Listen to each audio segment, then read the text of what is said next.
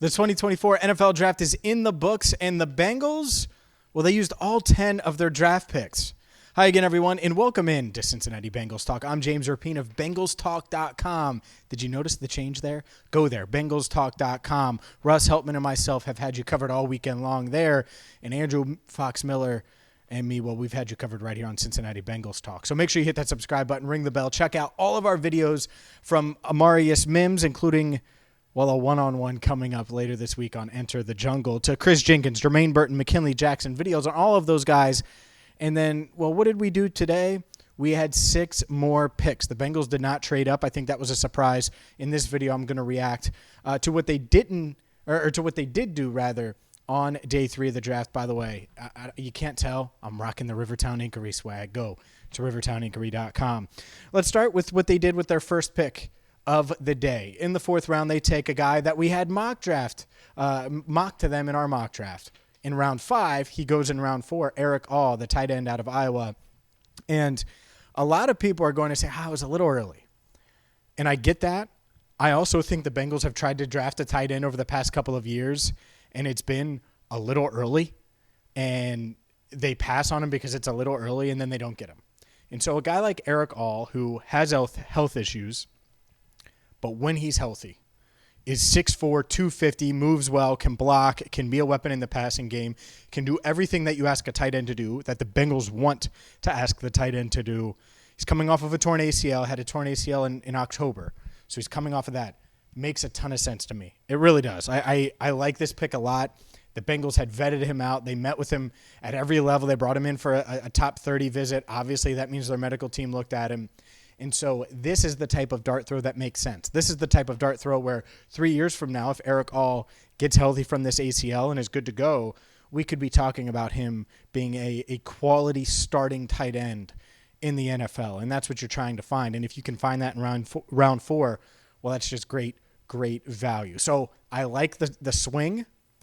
And who knows, maybe it won't work, but I like taking a shot here on a high-end athlete at tight end that's proven it, was a captain at Michigan, played tight end at Michigan, transferred to Iowa, played well at Iowa before tearing his ACL in October. Let's get to Josh Newton, who was by far, and I tweeted out a clip of him, so check that out, at James Rapien, but by far one of the funnier post-draft news conference calls, because we would go on a conference call with all of these draft picks right after they get picked, shortly after they get picked, and we talked to them, and he was funny. He was excited, and he's someone that can play inside, can play outside at cornerback, more on cornerback in a bit, but he's someone that I think is going to join the room, is going to give them some versatility. He's a physical cornerback, and he's someone that fits what Lou Anarumo is looking for. Doesn't have the speed that some of these other guys have, that DJ Turner has, that Cam Taylor-Britt has, but still has a lot of experience, physical corner. I think he fits this team for sure.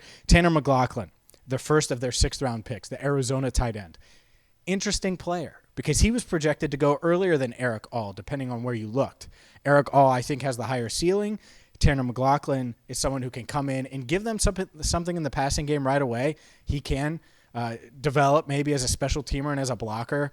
He's someone, though, that I think is a weapon in the passing game and is comfortable running routes and has good ball skills for a tight end. So you combined all of those things, and it's like, okay, well, maybe your tight end room, especially with Erick All coming back from that ACL to start the season, is Mike Gesicki, followed by Tanner Hudson and Drew Sample, or Drew Sample and Tanner Hudson. And then your 4th guy can be Tanner McLachlan if All isn't ready for the start of the season. So makes sense to me. Zach Taylor sat up here, and that entire video, by the way, him reacting to all the picks is up right now at Cincinnati, right here on Cincinnati Bengals Talk. So make sure you check that out. But talked about the value that they were getting with McLachlan. And he was projected to go earlier. So for him to fall to them in round 6, they love the value. And so they pounced on him. And I do think he could be a part of their passing game for sure, even as a rookie.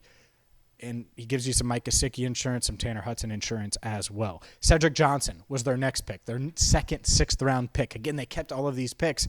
And Johnson, productive at Ole Miss, someone that got after the quarterback, that is athletic, that could give them some pass rush juice down the line. And he does give them another option at edge rusher, especially with Joseph Osai going into the last year of his contract, which is kind of crazy to think that, but That's the reality. He's going into the last year of his contract. You get someone like this that can help you potentially down the line, and who knows, maybe it's as early as this year. But seems like a high-quality guy, character guy, all of those things, checks the boxes that they're looking for. And then in the 7th round, Daijahn Anthony. And this was the pick that they acquired in the Joe Mixon trade. Daijahn Anthony, he's going to be in the safety room. Safety out of Ole Miss, so back-to-back Ole Miss players. But he had a top 30 visit here as well. And he's someone that the Bengals can use as a special teamer. The Bengals can use him in the nickel.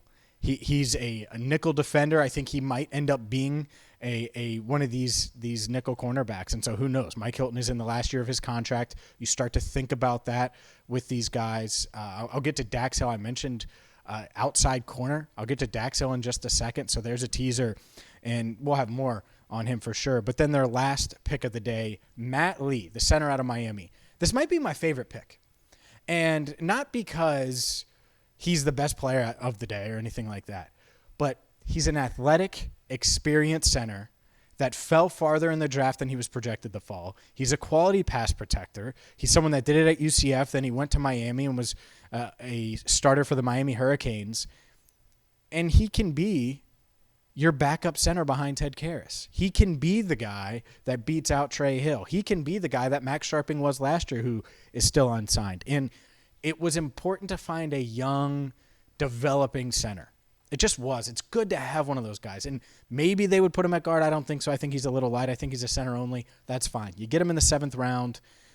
I'll do complete grades. I know a lot of you have feelings on the positions and all of those things. I want to gather myself a little bit and put together the entire picture before I do instant grades that I may feel differently about in 12 hours, 15 hours, by Monday. And I think our grades are going to go up on Monday, by the way. But I look at this draft, and it's like, man, they didn't take a corner until late, until round 5 with Josh Newton. He's not a guy that's going to come in and compete with DJ Turner for the starting job.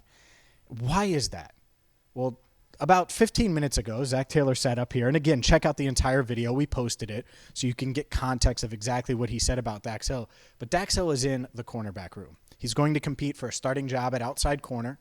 He's going to start there and start as being in that outside cornerback area. He's going to start on the outside and then go from there. So he will compete with DJ Turner for a starting cornerback job. It's interesting.